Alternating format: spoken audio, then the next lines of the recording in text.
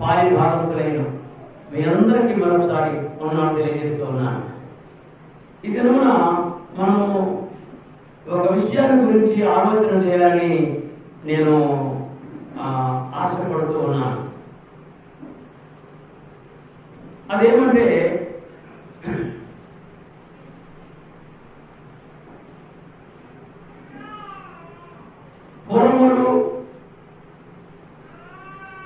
పురములోని మనం విన్నాం. నారాయణపురం, తర్వాత రామచంద్రాపురం, కొన్ని గ్రామాల పేర్లు పురము అని వింటున్నాము. వెంకటాపురం, చాలా ఉన్నాయి కదా. అయితే నారాయణపురం, వెంకటాపురం, రామచంద్రాపురం, ఇంకా రకరకాల ప్రాంతాల్లో ఉన్నటువంటి ఆ గ్రామాల గురించి మనం పరిశీలన చేయట్లేదు. కానీ పూర్వకాలంలో ఇశ్రాయేలీయులకు, దేవుని ప్రజలైనటువంటి ఇశ్రాయేలీయులకు కట్టబడినటువంటి 6 పురములను గురించి ఆలోచన చేయాలని నేను ఆశపడుతున్నాను. ఇశ్రాయేలీయులు ఐగుప్తు దేశం నుంచి కానాను దేశము వెళ్ళటానికి 40 సంవత్సరాలు ప్రయాణం చేసి కానాను దేశంలో ప్రవేశమయ్యారు. ఈ 40 సంవత్సరాల్లో వారు దేవుణ్ణి విసిగించారు. దేవుని చేత ఎన్నుకొనబడినటువంటి నాయకులను అనగా మోషే, అహరోను, యెహోషువ, అనేక మంది మిగతా పెద్దలను కూడా విసిగించారు. ఇలా విసిగిస్తూ, దేవుణ్ణి విసిగిస్తూ, దేవుని యొక్క కోపానికి గురవుతూ అనేక మంది నశించిపోయారు అరణ్యంలో. తిరిగి మన కొత్త జనాంగము ఏర్పడ్డారు. ఐగుప్తు దేశం నుంచి బయలుదేరిన వారిలో అరణ్యంలో లక్షల మంది కూలిపోగా, నశించిపోగా, తిరిగి అరణ్యంలో పుట్టినటువంటి ప్రజలు, ఐగుప్తు దేశాన్ని ఎరుగనటువంటి ప్రజలు, అరణ్యంలో పుట్టినటువంటి ప్రజలు, వారు కానాను దేశాన్ని స్వతంత్రించుకున్నారు. వారిలో 2 మాత్రమే ఐగుప్తు దేశం నుంచి వచ్చిన వారు ఉన్నారు. ఐగుప్తులో ప్రయాణమైనప్పుడు ఉన్నవారు వీరిలో 2 ఉన్నారు. ఎవరు? కాలేబు, యెహోషువ. వీరికి యెహోషువ ఆఖరికి నాయకుడిగా ఉన్నాడు మోషే తర్వాత. అయితే ఇక్కడ మనం గమనించాల్సినటువంటి విషయాలు ఉన్నాయి. మోషే బ్రతికి ఉన్నప్పుడే, అనగా మోయాబు మైదానంలో ఆయన చనిపోయాడు. దగ్గర కానాను దేశానికి దగ్గరగా ఉండినప్పుడు మోయాబు మైదానం తర్వాత పిస్గా కొండలు, ఆ కొండలు దాటిన తర్వాత యోర్దాను నది అవన్నీ కూడా కానాను దేశంలోనే. యోర్దాను నది దాటిన తర్వాత యెరికో పట్టణంలోకి వారు వెళ్ళాలి. కాబట్టి మోయాబు మైదానంలోనే మోషే గారు చనిపోయాడు. మోషే గారు చనిపోవడం ముందే ఈ 6 పురాలు అవే ఆశ్రయపురం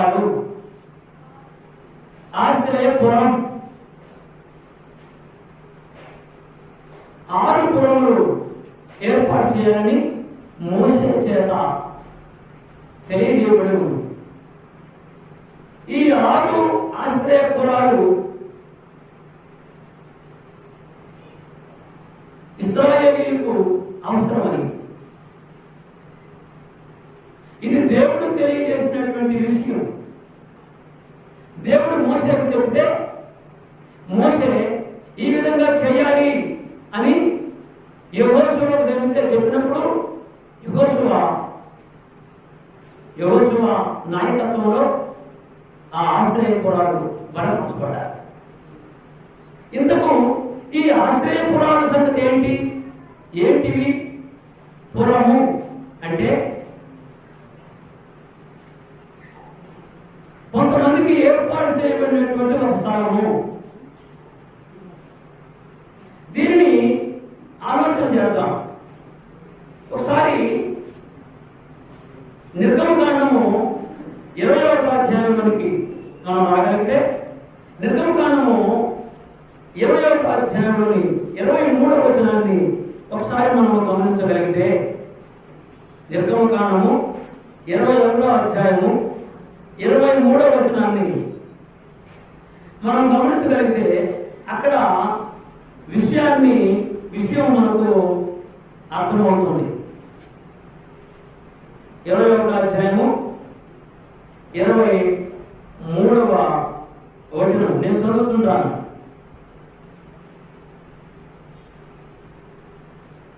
హాని కలిగిన ఎడల నీవు ప్రాణమునకు ప్రాణము, కంటికి కన్ను, పంటికి పళ్ళు, చేతికి చెయ్యి, కాలికి కాలు, వాటకు వాట, గాయమునకు గాయము, దెబ్బకు దెబ్బయు నియమించవలెను. ఇది దేవుడైనటువంటి యెహోవా ఏర్పాటు చేసినటువంటి పద్ధతి. ఇశ్రాయేలీయుల్లో ఎవరైనా ఒకడు వచ్చి ఇంకొకటి చెయ్యి విరగొడితే, తర్వాత ఎవరైతే విరగొట్టారో వారి చెయ్యి కూడా విరగొట్టాలి. ఎవడైనా ఒకడు వచ్చి ఒకరి కన్ను పొడిచేస్తే వీడి కన్ను కూడా పొడిచేయాలి. ఎవడైనా ఒకరిని చంపేస్తే వీడిని కూడా చంపాలి. ఇది ఇశ్రాయేలీయుల్లో కఠినమైనటువంటి కట్టడ. ఇది ఇప్పుడు ముస్లిం దేశాల్లో కూడా ఈ విషయం జరుగుతున్నట్టు వింటున్నాం. పాత నిబంధన కాలంలో ఉన్నటువంటి ఈ చట్టాన్ని సుమారు 53 దేశాలు ఉన్నాయంటాయి, ముస్లిమ్స్ దేశాలు. ఆ దేశాల్లో ఇది అమలవుతుంది అంటున్నారు. నాకు తెలియదు ఆ విషయం, కొందరు అంటుంటే నేను వింటున్నాను. అయితే మన భారతదేశంలో ఈ పద్ధతి లేదు, కొన్ని దేశాల్లో ఈ పద్ధతి లేదు, క్రైస్తవ దేశాల్లో ఈ పద్ధతి లేదు. ఇప్పుడు పరిస్థితి. అయితే పాత నిబంధన చట్టాన్ని అమలుపరుస్తున్నటువంటి దేశాల్లో ఈ పద్ధతి ఇంకా కొనసాగుతూనే ఉంది అంటున్నారు కొందరు. పంటికి పన్ను, కంటికి కన్ను, చెయ్యికి చెయ్యి, కాలుకు కాలు, ప్రాణానికి ప్రాణం తీసేయటమే. కఠినమైనటువంటి శిక్షలు ఆనాడు ఉన్నాయి. ఇది దేవుడైనటువంటి యెహోవా నియమించినటువంటి చట్టం. మోసే దాని ప్రకారము, ఆ మాటల ప్రకారము వారిని ఆనాడు పరిశీలించి ఆనాడు ఆ చట్టం ప్రకారము వారిని శిక్షించినటువంటి దినాలు. ఒకసారి మనము మరల ద్వితీయోపదేశకాండంలోనికి మనం వస్తే, ద్వితీయోపదేశకాండంలో 19వ అధ్యాయం 3వ వచనంలోనికి మనం రాగలిగితే, ద్వితీయోపదేశకాండము 19వ అధ్యాయము 3వ వచనం. ఇక్కడ మోషే ద్వారా కొన్ని విషయాల్ని బయటకు వస్తున్నాయి. ఇశ్రాయేలీయులు అరణ్యంలోనే ఉన్నారు. ఇలా శిక్షలు వేస్తున్నారు, కఠినంగా ఉన్నాయి శిక్షలు. దీనికి మోషే తెలియజేస్తూ ఉన్నాడు. 19వ అధ్యాయము 3వ వచనంలోనికి మనం రాగలిగితే ఇక్కడ అంటున్నాడు, చదువుదాం. ప్రతి నరహంతకుడు పారిపోవునట్లుగా నీవు త్రోవను ఏర్పరచుకొని నీవు స్వాధీనపరుచుకున్నట్లు నీ దేవుడైన యెహోవా నీకు ఇచ్చుచున్న దేశం యొక్క సరిహద్దుల్లో ఉన్న పురములను 3 భాగములుగా చేయవలెను. ఇక్కడ అర్థమైనట్లేదు. 19వ అధ్యాయంలో 1వ వచనం మనం చదువుదాం. నీ దేవుడైన యెహోవా ఎవరి దేశమును నీకు ఇచ్చుచున్నాడో ఆ జనములను నీ దేవుడైన యెహోవా నాశనం చేసిన తరువాత నీవు వారి దేశమును స్వాధీనపరుచుకొని వారి పట్టణములను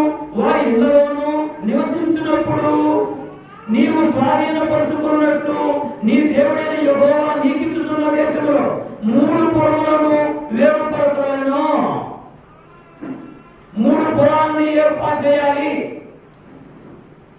ఇశ్రాయేలీయులు కనాను దేశాన్ని స్వతంత్రించుకున్న తర్వాత 3 పురాలను ఏర్పాటు చేయాలి. ఏంటి ఆ పురములు? ఈ 3 పురముల్లో ఏం జరగబోతుంది? ఒకడు మరొకరిని చంపితే, ఒక వ్యక్తి మరొక వ్యక్తి మీద పడి చంపినప్పుడు ప్రతి నరహంతకుడు పారిపోనున్నట్లుగా నీవు త్రోవను ఏర్పరచుకొని నీవు స్వాధీనపరుచుకున్నట్లు నీ దేవుడైన యెహోవా నీకు ఇచ్చుతున్న దేశం యొక్క సరిహద్దులలో ఉన్న పురములను 3 భాగములు చేయవలను. పారిపోయి బ్రతకగల నరహంతకుని కూర్చిన పద్ధతి ఎలాగా అని వారికి తెలియజేయాలి. దేవుడైన యెహోవా మోషేకు తెలియజేస్తూ ఉన్నాడు. దేవుడైన యెహోవా మోషేకు తెలియజేసిన విధముగా ఏం చేయాలి? ఇప్పుడు ఏం చేయాలి? 19వ అధ్యాయం 12వ వచనంలో పోతాం.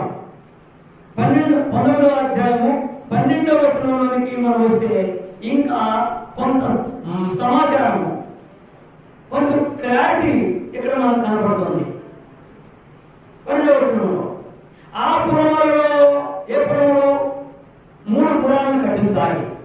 ఆ పురములలో ఒక దానిలోనికి పారిపోయిన ఎడల వారి ఊరి పెద్దలు మనుషులను పంపి అక్కడ నుండి వారిని రప్పించి వారిని చంపుటకై హత్య విషయంలో ప్రతి హత్య చేయు వాని చేత వానికి అప్పగింపవలెను.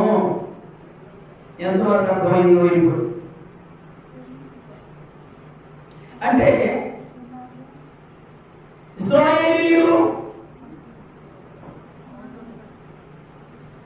వారి జనములో ఒకడు జాగ్రత్తగా వింటేనే అర్థమవుతుంది, వినకపోతే అర్థం కాదు. ఇశ్రాయేలీలో ఆ ప్రజల్లో అప్పుడు పోలీస్ స్టేషన్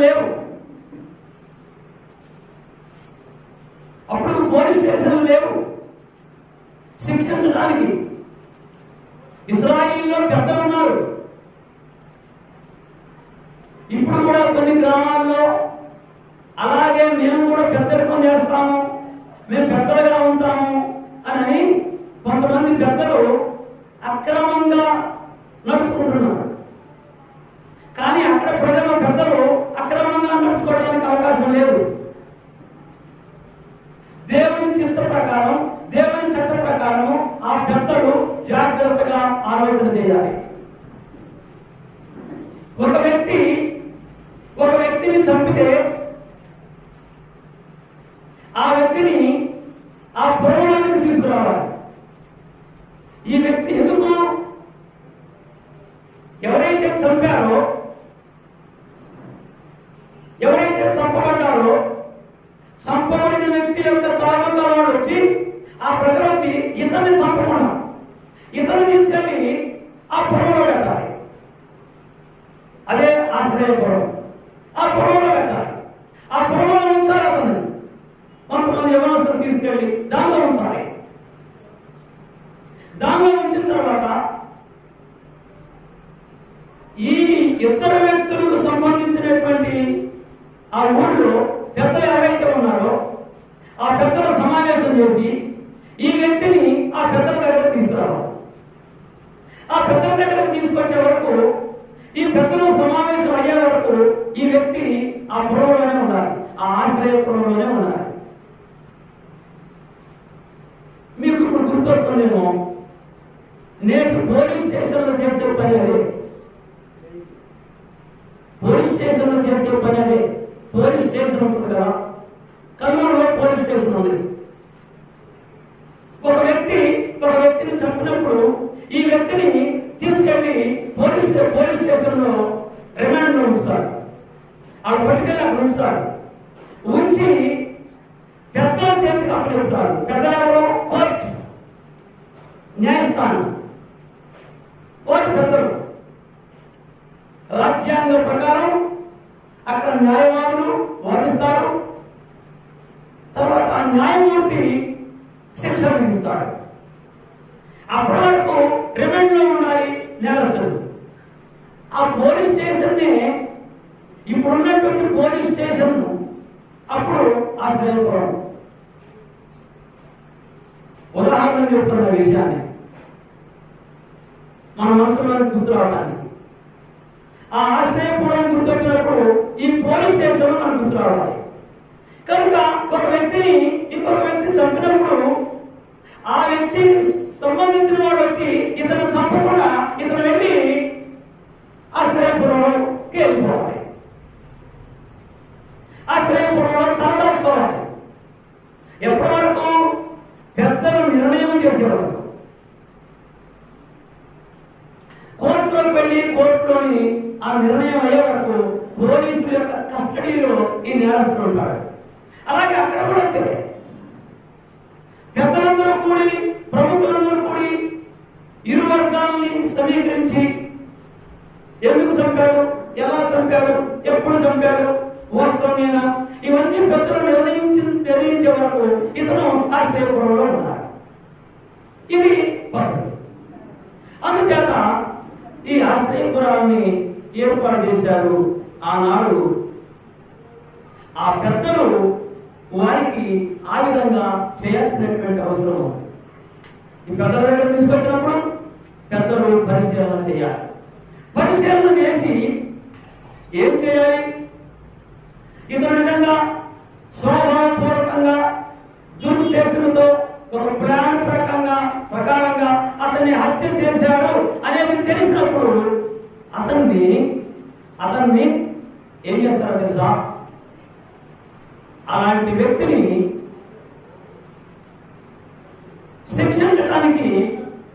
శిక్షించడానికి ఆ కుటుంబీకులకు అప్పచెప్తారు. అతన్ని తిరిగి మరలా చంపే అవకాశం ఉంది. అంటే న్యాయ విచారణ జరిగే వరకు ఆశ్రయపురంలో ఉండాలి. ఇంకొక విషయం ఇక్కడ ఉంది. ఒకవేళ ఈ వ్యక్తి ఉద్దేశపూర్వకంగా అతను చంపలేదు,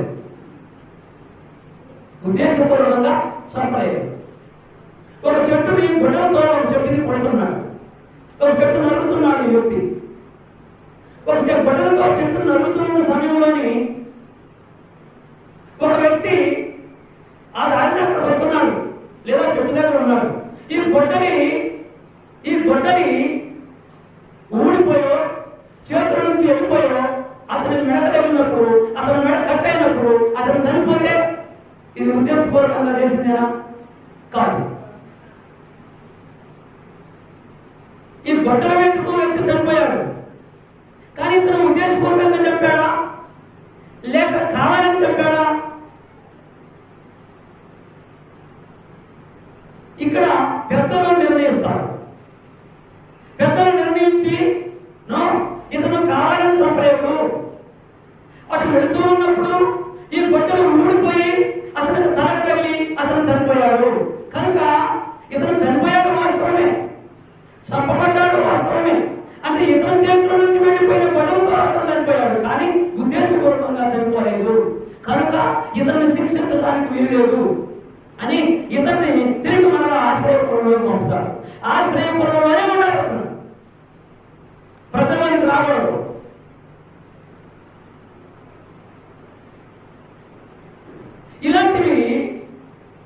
ఇలాంటి ఒక న్యాయ వ్యవస్థ ఆ ప్రజల్లో ఉంది.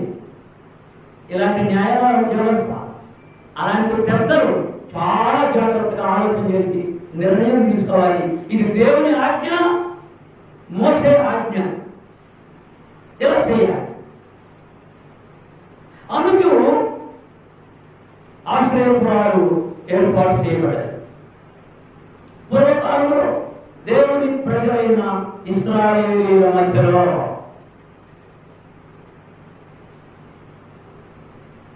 అలా చక్కగా ప్లాన్ ప్రకారం వారు చక్కగా నిజంగా నేరం చేశాడా, కావాలని నేరం చేశాడా, అనుకోకుండా అది జరిగిందా అని ఆలోచన చేసి ఏ విధమైనటువంటి ప్రలోభాలకు లోపడకుండా పెద్దలు ఏ విధమైన ప్రలోభాలకు డబ్బుకి ఆశించకుండా, ఏ విధమైనటువంటి మనసాక్షికి ఆశించకుండా ఈ రోజుల్లో పెద్దలు అలా తీర్మానం చేయగలిగే పెద్దలు ఈ రోజుల్లో ఉన్నారండి? ఉన్నారా? నేను పెద్దని కావాలని అర్థనాను. కానీ ఇలాంటి ఆలోచనలు కలిగినటువంటి పెద్దలు ఉన్నారా అంటే ఏమో, నాకైతే సరైన పెద్దలు కనపడలే. నీకు 1000 రూపాయలు ఇస్తా అయ్యా పెద్ద, నీకు 1000 రూపాయలు ఇస్తా, నువ్వు నాకు వెళ్ళి మాట్లాడంటే 1000 రూపాయలకే న్యాయాన్ని అన్యాయం, అన్యాయాన్ని న్యాయం చేస్తున్నారు. ఇది తప్పు అని ఎవరైనా ఎవరస్తులు అడిగితే, పెద్దలకే మీరు ఎదురు చెప్తారా, మేము నేనేస్తున్నాం అంటారు. ఇంత దుర్మార్గమైనటువంటి పెద్దలు ఇప్పుడు ఉన్నారు. పెద్దలలో మంచివాడు ఉన్నారు, మంచి మనసున్నవాడు ఉన్నారు. కానీ దుర్మార్గమైనటువంటి పెద్దలు వారికి ఎదురు చెప్తే ఇది తప్పు అని చెప్పితే, ఈ కాలంలో పోలిస్తే ఈ కాలంలో కూడా, రాజ్యాంగం ఉన్నటువంటి ఈ కాలంలో కూడా ఎలివేయటం తప్పు అని తెలిసినా కూడా అసలు ఆ మాటలు తెలిస్తేగా, ఎలివేయటం తప్పు అనే సంగతి నేటి పెద్దలకు తెలిస్తేగా. ఎందుకు? అక్షర జ్ఞానం లేదు. ఒకవేళ అక్షరాలు ఉన్నా అవి లోపలే ఉన్నాయి, కానీ వాటి మనం ఉపయోగం లేదు. No education. ఇంకా అక్కడక్కడ ఇప్పుడు కూడా అక్కడక్కడ తెలంగాణలోను ఆంధ్రలోను అక్కడక్కడ ఎలివేత కార్యక్రమాలు జరుగుతూనే ఉన్నాయి. ఇలాంటి పెద్దల్ని దుర్మార్గులు అని అంటున్న తప్పేమీ లేదు అనిపిస్తున్నాను. రాజ్యాంగం ఉంది, చట్టం ఉంది, లేవు మనకి. పోలీస్ స్టేషన్లు ఉన్నాయి, న్యాయస్థానాలు ఉన్నాయి, గవర్నమెంట్ కొన్ని కోట్ల రూపాయలతో న్యాయస్థానాలు ఏర్పాటు చేశారు. కొన్ని వేల కోట్ల రూపాయలతో పోలీస్ స్టేషన్లు ఏర్పాటు చేశారు. అయినా ఈ ఎలివేత కార్యక్రమాలు మూర్ఖుల మధ్యలో జరుగుతుంది. మేము పెద్దలం అంటూ మూర్ఖత్వంతో అలాంటి పనులు చేస్తున్నారు. చాలా విచారకరమైనటువంటి విషయం. నిజంగా మీరు పెద్దలైతే, ఇది తప్పు అని తెలిస్తే గర్జించండి, వాడు మనసు మార్చుకోవడానికి అవకాశం ఇవ్వండి. పెద్దలు చెప్తున్నా నేను, వాడు మనసు మార్చుకోకపోతే పోలీస్ స్టేషన్ కాబట్టి చెప్పండి, వాడు చూస్తాడు. పోలీసులు కోర్టు కాబట్టి చెప్తారు, వాడు చూస్తాడు. న్యాయస్థానం చూస్తుంది. ఎలివేయడానికి నీకు ఉదాహరణ. కనుక ఇశ్రాయేలీల కాలంలో పెద్దలు నిష్పక్షపాతంగా, పక్షపాతం లేకుండా ఆలోచన చేసి, ఒకవేళ మీరు తప్పు చేస్తే, నిజంగా తప్పు చేస్తే అతను శిక్షిస్తారు. ఒకవేళ తప్పు చేయకపోతే, పొరపాటున అతను చనిపోతే, పొరపాటున ఇతర చేతుల్లో అతను చనిపోతే వాళ్ళు క్షమించి ప్రజల్లో పడకుండా ఆశ్రయపురంలోనికి పంపిస్తున్నారు. ఇలాంటి ఆశ్రయపురాలు ఏర్పాటు చేయమని అది దేవుని యొక్క ఆజ్ఞగా మోషే తెలియజేశాడు. ఆ విధంగా ఏర్పాటు చేశాడు ఆ కాలంలో. ఒకసారి యెహోషువ గ్రంథంలో చూద్దాం. యెహోషువ గ్రంథంలో 20వ అధ్యాయంలోనికి మనం రాగలిగితే, యెహోషువ గ్రంథము 20వ అధ్యాయంలో 7వ వచనం నుంచి 9వ వచనం వరకు ఆలోచన చేద్దాం. యెహోషువ గ్రంథము 20వ అధ్యాయము 7వ వచనం నుండి మనము కొంత విషయాన్ని గమనించుదాం. అంతకంటే ముందుగా 3వ వచనం చూద్దాం. యెహోషువ గ్రంథం 20వ అధ్యాయంలో 3వ వచనం అంతకంటే ముందుగా చూద్దాం. ఈ 2వ వచనం 3వ వచనం కలిసి ఉన్నాయి కాబట్టి మనం మొదటి నుంచి చూడాల్సిందే. 1, 2, 3 వచనం కలిసి ఉన్నాయి కాబట్టి మనం మొదటి నుంచి చూద్దాం. 20వ వచనం యెహోషువ గ్రంథం 20వ అధ్యాయం. మరి యెహోషువకు సెలవిచ్చినదేమనగా, గమనించాలి. దేవుడైన యెహోవా యెహోషువకు సెలవిచ్చాడు. ఇది దేవుని ఆజ్ఞ. నేరం చేసినటువంటి వారి విషయంలో ఏం చేయాలో ఇది దేవుని ఆజ్ఞ. యెహోషువకు సెలవిచ్చినదేమనగా, నీవు ఇశ్రాయేలీయులతో ఇంట్లోను తెలియకయే పొరపాటు చంపిన నరహంతకుడు పారిపోవుటకు నేను మోషే నోట మీతో పలికించిన ఆశ్రయపురములను మీరు ఏర్పరచుకొనవలెను. దేవుడైన యెహోవా మోషేకి ఎలా చెప్పాడో యెహోషువ కూడా అలాగే చెప్తున్నాడు. నేరస్తుల విషయంలో జాగ్రత్తగా ఉండాలి అని దేవుడు ఖచ్చితంగా చెప్పేస్తున్నాడు. ఇప్పుడు 7వ వచనం పోతామండి. ఇదంతా చదివితే నాకు చాలా టైం అయిపోతాం. 7వ వచనంలో పోతాం. అప్పుడు వారు నఫ్తాలీయుల మధ్యలోని గలిలయలోని కేదేశును ఎఫ్రాయిమీయుల మన్యమందలి షెకెమును యూదా వంశస్థుల మన్యమందలి హెబ్రోనును కిర్యతార్బను ప్రతిష్ఠపరిచిరి. తూర్పు దిక్కున యొర్దాను అద్దరిని యెరికోనొద్ద రూబేనీయుల గోత్రములో నుండి మైదానం మీదనున్న అరణ్యములోని బేసరును, గాదీయుల గోత్రములో నుండి గిలాదులోని రామోతును, మనుష్యుల గోత్రములో నుండి బాషాలోని గోలానును నియమించిరి. ఎన్నండి లెక్క పెట్టారా? కేదేశులోని ఒక ఆశ్రయపురము, షెకెములోని ఒక ఆశ్రయపురము, హెబ్రోనులోని ఒక ఆశ్రయపురము, బేసరులోని ఒక ఆశ్రయపురము, రామోతులో ఒక ఆశ్రయపురము, గోలానులో ఒక ఆశ్రయపురము. ఎన్నైంది? 6. ఈ 6 ఆశ్రయపురాలని ఏర్పాటు చేయాలి. It is command of God. దేవుడు మరలా యెహోషువకి తెలియజేస్తూ ఉన్నాడు. యెహోషువ, నేను మోషేకి ఎలా చెప్పాను నీకు అలాగే చెప్తున్నాను. నువ్వు ఇలా ఖచ్చితంగా చేయాలి. ఇశ్రాయేలు యొక్క ప్రజలు పరిపాలనలో ఖచ్చితంగా నేరస్తుల విషయంలో ఈ ఆశ్రయపురాలు ఉండాలి. దేవుడిని యెహోవా ఆనాడు యెహోషువకు తెలియజేసినటువంటి నేరస్తుల విషయంలో ఏం చేయాలో ఎలా చేయాలనో తెలియజేసినటువంటి రీతిలో యెహోషువ ఆ రీతిగా పరిపాలన చేశాడు. మహానుభావుడు డాక్టర్ అంబేద్కర్ గారు ఎక్కడున్నాడో కానీ దేవుడు ఆయనకి ఇచ్చిన ఆజ్ఞ ప్రకారం రాజ్యాంగంలో ఇలాంటి ఆశ్రయపురాలు భారతదేశం అంతా ఆశ్రయపురాలను ఏర్పాటు చేశాడు అంబేద్కర్ గారు. ఆశ్రయపురం అంటే నేటి పోలీస్ స్టేషన్లే ఆశ్రయపురాలు. ఇది దేవుని ప్లాను.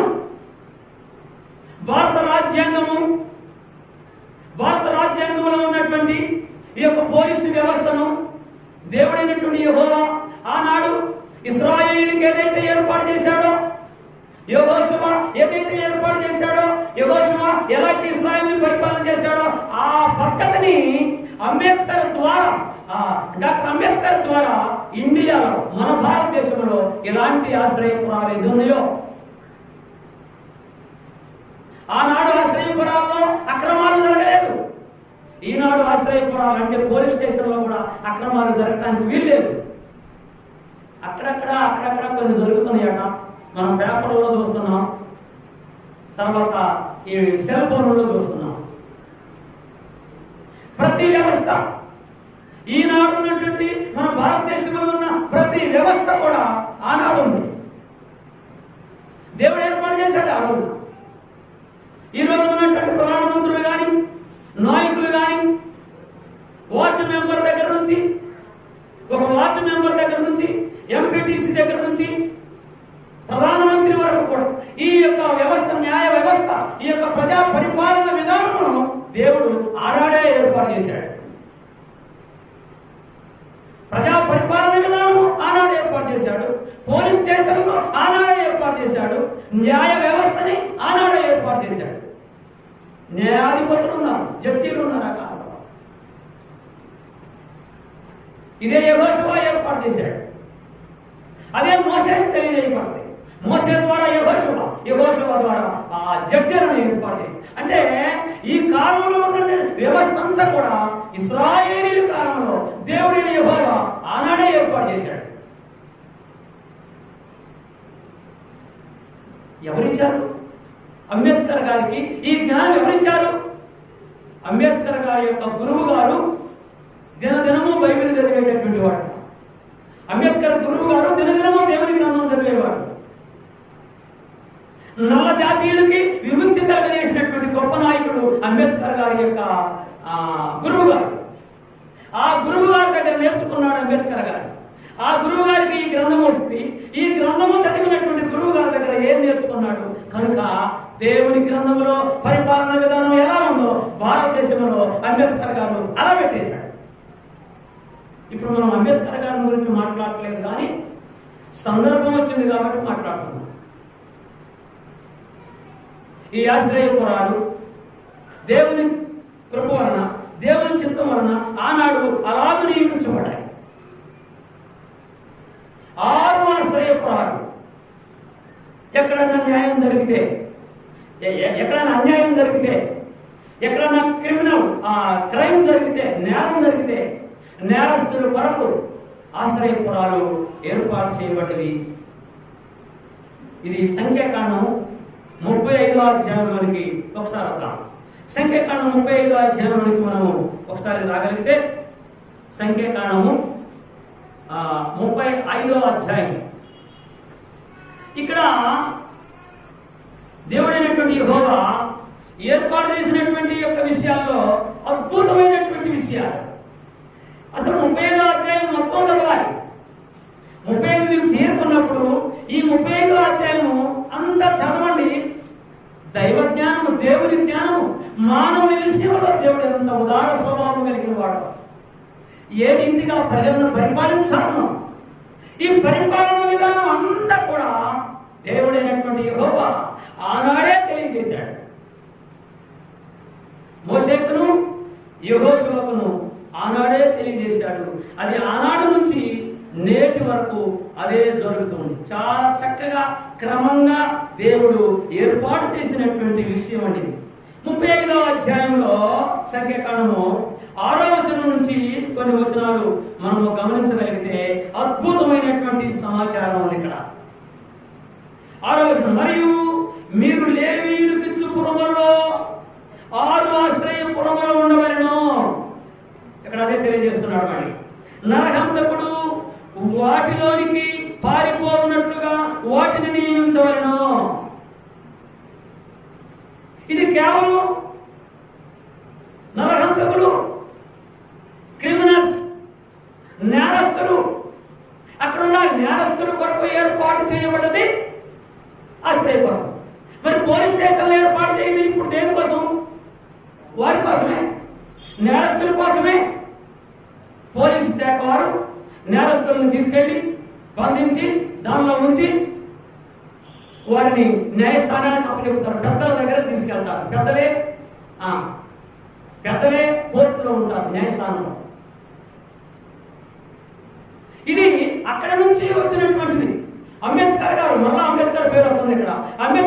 అంబేద్కర్ దేవుని యొక్క గ్రంథంలో ఏముందో దాన్ని తీసుకొచ్చి భారతదేశంలో పెట్టేశాడు. నిజంగా సెల్యూట్ చేయాలి అంబేద్కర్.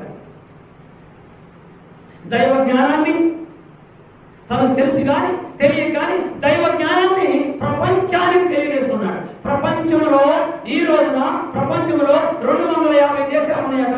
ఈ 250 దేశాల్లో భారతదేశంలో ఉన్నటువంటి రాజ్యాంగానికి అందరూ కూడా సెల్యూట్ చేస్తారు. అలాంటి గొప్ప రాజ్యాంగం మన దేశానికి దేవుడు ఇచ్చాడు అంబేద్కర్ ద్వారా. ఇలాంటి ఆశ్రయపురాలు దేవుడు అంటున్నాడు, నరహంతకుడు వాటిలోనికి పారిపోవునట్లుగా వాటిని నియమించాలి. ఎక్కడైనా జరిగితే, ఇప్పుడు లారీలో రోడ్డు మీద లారీలు వెళ్తున్నా, ఈ లారీకి ఎదురుగా వస్తే ఒక కారు కానీ, ఒక మోటార్ సైకిల్ కానీ, ఒక వ్యక్తి కానీ, మరి వాళ్ళు దాని కింద పడ్డా అనుకోకుండా వీరు పోయి దాన్ని కొట్టేసినా అక్కడ చనిపోతే వెంటనే డ్రైవర్ అక్కడ నుంచి దిగి ఎక్కడికి వెళ్ళిపోవాలి? ఎక్కడ పారిపోవాలి? Police station పారిపోవాలి. అది ఆశ్రయపురం. ఆశ్రయాన్ని కలిగిస్తుంది ఇది ఆ స్టేషన్. అక్కడికి వెళ్ళిన తర్వాత అప్పుడు అతను తర్వాత కోర్టులో, న్యాయస్థానం దగ్గర, పెద్దల దగ్గర అక్కడ పెద్దలు ఏది మన గ్రామాల్లో డబ్బులు తీసుకొని వ్యవహారం చేసే చిల్లర పెద్దలు కాదు. న్యాయస్థానంలో జాగ్రత్తగా న్యాయాన్ని పరిశీలన చేస్తారు. కనుక నేరస్తులకు ఉపయోగించబడది ఆశ్రయపురం. అందుకని అంటాడు ఇక్కడ, అవి కాక 42 పురములను ఇవ్వలను. ఏంటట? 42 పురాలు. ఇశ్రాయేలీలు, మిమ్మల్ని ఒక ప్రశ్న వేస్తున్నాం. ఇశ్రాయేలీలు ఐగుప్తు దేశం నుంచి బయలుదేరిన తర్వాత కానాను దేశం వెళ్లే వరకు ఎన్ని చోట్ల గుడారాలు వేశారు? ఎన్నిసార్లు? 42 సార్లు. ఇక్కడ కూడా ఈ పురాలని ఎన్ని కట్టమంటున్నాడు? 42 పురములను ఇవ్వలను. వాటి పల్లెలతో కూడా మీరు లేవీయులకు ఇవ్వవలసిన పురములన్నీ 48. మీరు ఇచ్చు పురములు ఇశ్రాయేలీల స్వాస్థ్యములో ఉండి ఇవ్వలను. మీరు ఇచ్చేటటువంటి పురాలు మీరు ఏర్పాటు చేసేవి ఇశ్రాయేలీల నుంచి ఇవ్వాలి, కానీ అన్యం నుంచి మీరు ఇవ్వద్దు.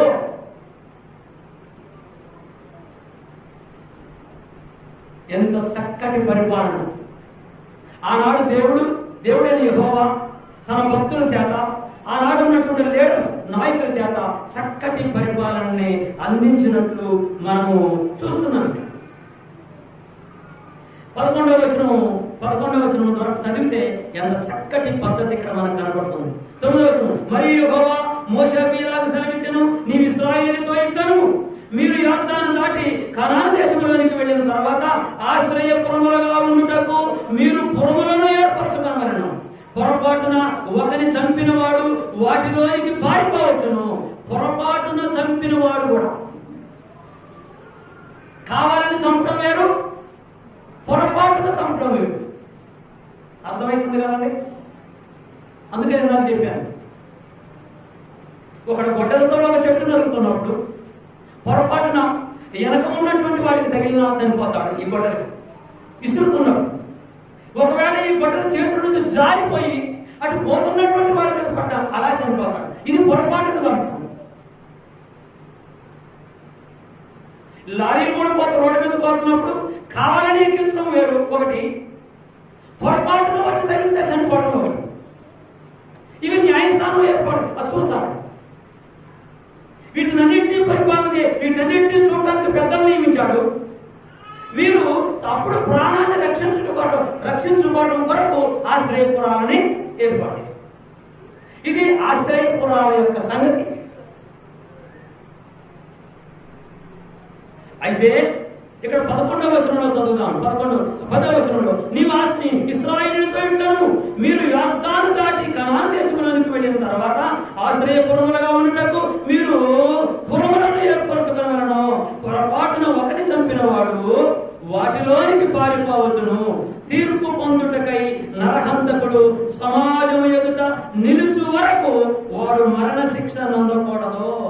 కనుక ప్రతి హత్య చేయి వాడు రాకుండా అవి మీకు ఆశ్రయపురములుగా ఉండును. అర్థమైందండి? ప్రతి హత్య చేయవాడు అంటే చంపిన వారిని ఎవరైతే చంపారో వారిని తిరిగి చంపకుండా ఇతన్ని అక్కడ దాయాలి పొందగా, తీర్పు వరకు దాయాలి. ఇలా మనం చదువుకుంటూ పోతే చాలా విషయాల్ని మనం గమనిస్తాం.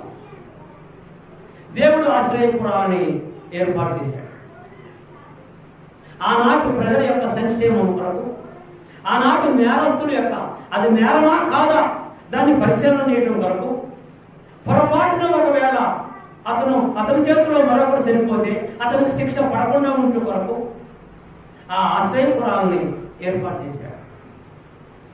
అయితే ఇప్పుడు ఒక ప్రశ్న మీరు వేయాలి. అయ్యా, ఆశ్రయపురంలోనికి వెళ్ళిన వాడు మరి ఎంతకాలం ఉండాలి? దానిలోని జడ్జిమెంట్ వరకు ఉండాలి, తీర్పు వరకు ఉండాలి. ఆ తీర్పు జరిగిన తర్వాత ఆ తీర్పులో ఒకవేళ అతను కావాలని చంపితే అతనికి మరణశిక్ష విధిస్తారు. ఒకవేళ పొరపాటున ఇతని చేతిలో అతను చనిపోతే అతన్ని విడుదల చేస్తాడు. కొంతకాలం తర్వాత విడుదల చేస్తాడు. రిపెంటెన్స్ వచ్చిన తర్వాత విడుదల చేస్తాడు. ఇప్పుడు మనం మరొక విషయం దగ్గర వస్తాం. ఇప్పుడు మనం అందరం క్రైస్తవులుగా బ్రతుకుతున్నాం. క్రైస్తవులు కాని వారు లోకంలో చాలా మంది ఉన్నారు. మన ఆశ ఏంటి? మన నిరీక్షణ ఏంటి? మన కొరకు యేసు ప్రభు మరలా వస్తాడు అని మన నిరీక్షణ. యేసు ప్రభు మరలా వస్తాడని మన నిరీక్షణ. యేసు ప్రభు మరలా భూమి మీదకి రాడు, కానీ ఆయన ఆకాశంలోకి వచ్చినప్పుడు ఈ భూమి మీద ఉన్నటువంటి పంచభూతములు మిక్కటమైన వేండ్రముతో లయమైపోవును అన్నాడు పేతురు గారు రాసినటువంటి పత్రికలో.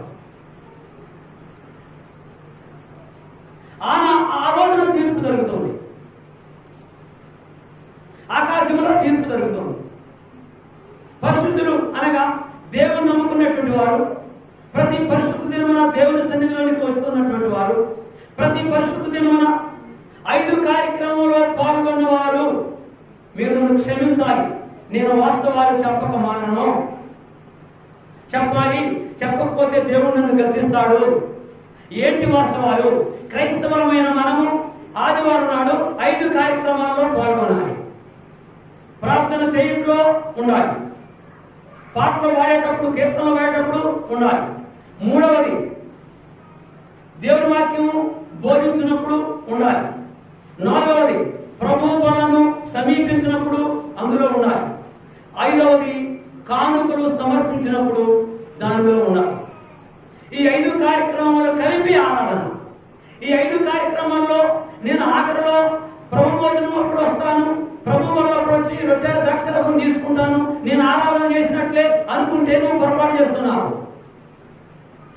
నేను ఆఖరి ప్రార్థనలో కానుకలప్పుడే వెళ్ళి ఆ కానుకలు దేవునికి ఇస్తానా? నేను ఈ రోజున మిగతా 4 కార్యక్రమాల్లో లేదు కదగా కనుక మిగతా 4 కార్యక్రమాల్లో లేదు కాబట్టి ఎగస్ట్రా ఇంకో 100 రూపాయలు కానుకిస్తా అంటే కుదరదు.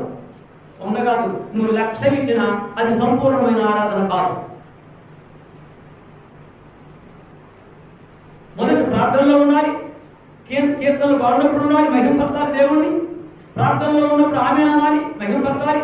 2వది కీర్తనలు పాడుతున్నప్పుడు నీవు కూడా కీర్తనలు పాడి మహింపరచాలి. 3వది దేవుని యొక్క వాక్యము బోధింపబడుతున్నప్పుడు దాన్ని వినాలి. వినడం వలన విశ్వాసం కలుగుతుంది, విశ్వాసం మనల్ని నడిపిస్తుంది. 4వది ప్రభు యొక్క బలను సమీపించాలి. ప్రభు యొక్క బల దగ్గర యేసు ప్రభు కూడా ఉంటాడు. యేసు ప్రభు అన్నాడు, మీతో కలిసి నేను మరలా భోజనం చేస్తాను నా తండ్రి రాజ్యంలో అన్నాడు. కాబట్టి ప్రభు యొక్క బల సమీపంలో యేసు ప్రభు కూడా ఆ భోజనం దగ్గర ఆయన కూడా ఉంటున్నాడు. ఆయన పిలుస్తున్నాడు, నా దగ్గర భోజనానికి రండి అని. నీ దగ్గరికి నేను భోజనానికి రాను, నాకు తీరితేనే వస్తా, నీకు ఎంతో కొంత కానుకిస్తా, ఓకే లంచం ఇస్తా అంటే లంచం ఇస్తావా?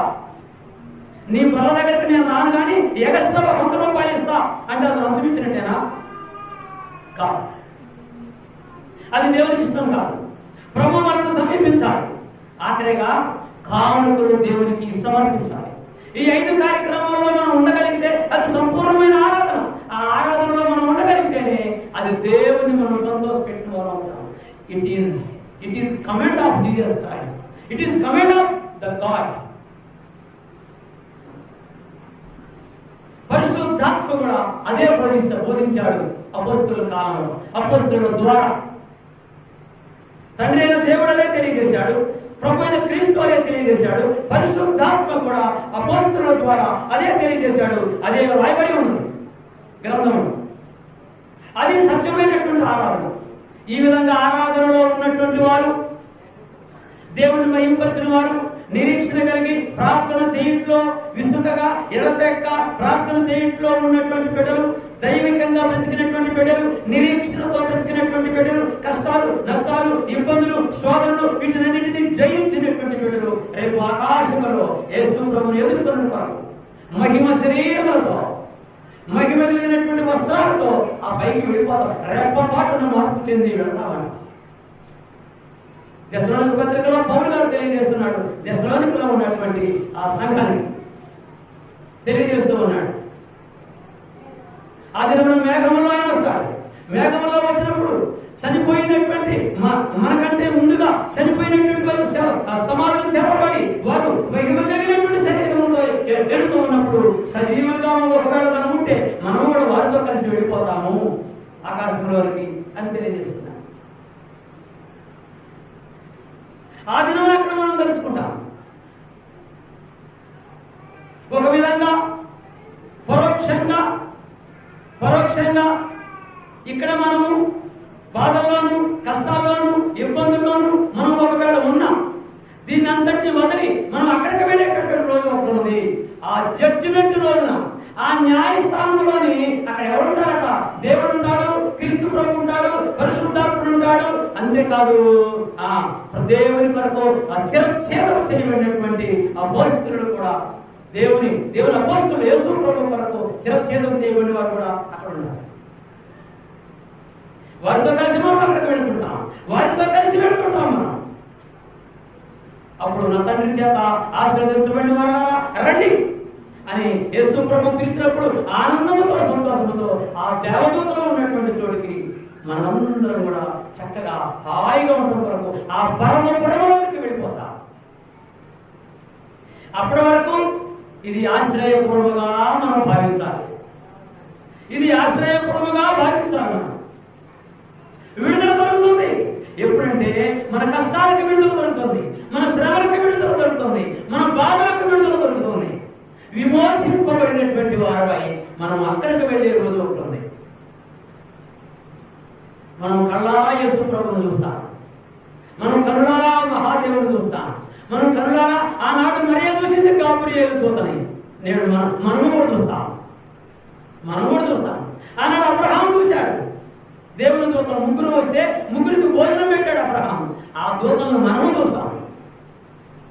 సొదొమ గొమొర్రా పట్టణం దగ్గరికి వెళ్ళినప్పుడు ఇద్దరు దూతల్ని లోతు భార్య, వారి పిల్లలు, వారి కుటుంబం చూశారు దూతల్ని. రేపు మనము చూస్తామంట.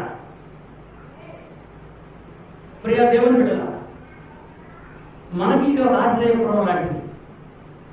దీని నుంచి విడుదల పొంది రేపు మనం దేవుని కలుసుకుంటాం, అక్కడ ప్రభువుతో ఉంటాం. ఒకసారి ఒక్క మాట చదువుకొని మనం ముగించుకుందాం.